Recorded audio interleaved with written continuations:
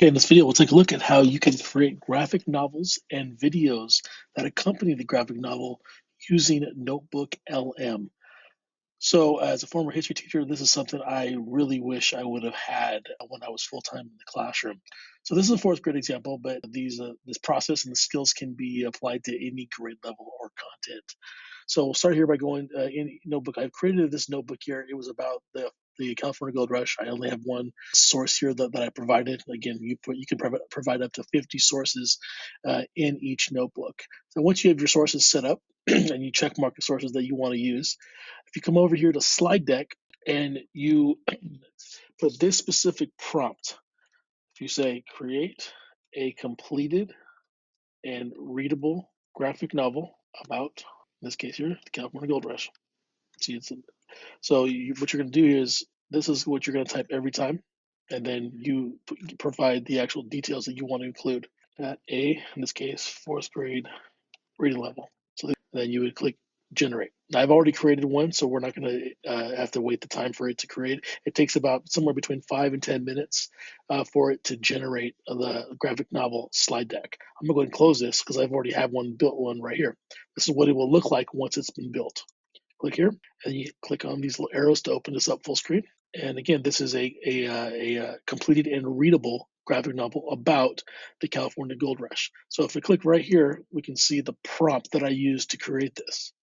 So again, here I said, create a completed and readable graphic novel about a 49ers successes and failures during the California Gold Rush for fourth graders.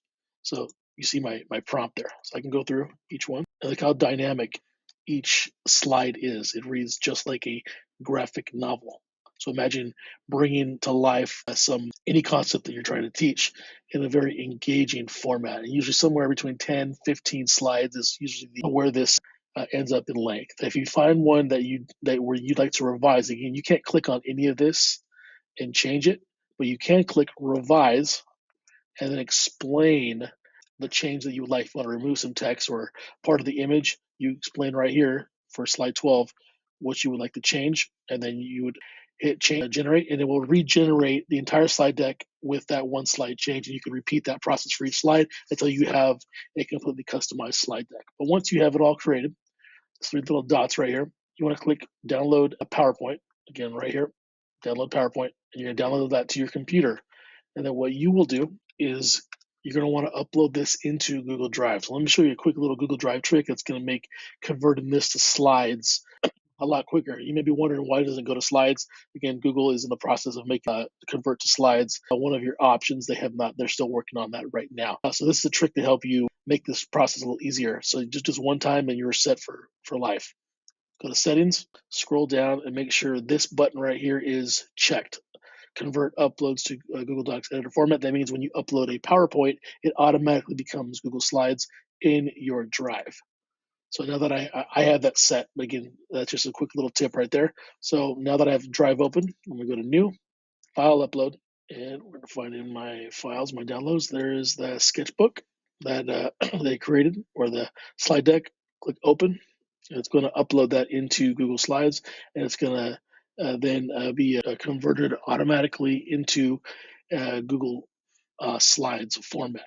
So go to my Drive, here we go, there it is. And now I have it in Google Slides that you can then very easily, much more easily present to students. You could print this out as a PDF if you want to give kids a hard copy. Again, this is not editable. Each slide is a static image, so just keep that in mind. But here's the fun part. Now, you may not have noticed, but you have all these little tools here on the side panel here of Google Slides. And the very bottom right here, this says convert to video. You probably not thought to check this yet. You're going to think this is pretty cool. Click there, click convert, and it's going to import this into Google Vids. And you're going to want to make sure this is turned on. Click it once, it stays turned on.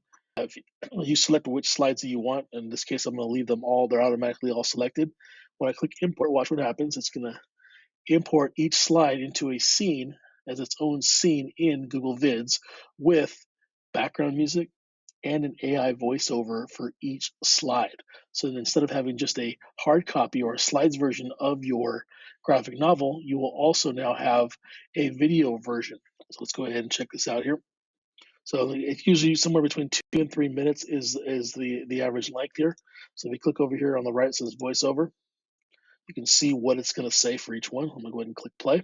I won't make you watch the whole video here, but on each scene that you click here in Google Vids, this is 100% editable. So the AI generates this based off the content of each scene or each slide, but you can then edit this to your heart's content.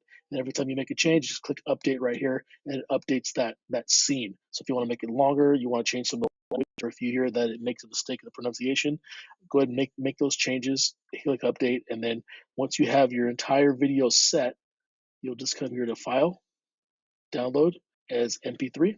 I'm sorry, MP4, and then you'll have that video file saved on your computer. You can put that in Drive, put that on YouTube, and get it, or put it in Google Classroom, however you want to get it to students. But again, I want to show you this new update to NotebookLM slides and vids, and hopefully you can come up with some really cool ideas and resources for your kids. If you have any questions on this process, feel free to reach out at any time.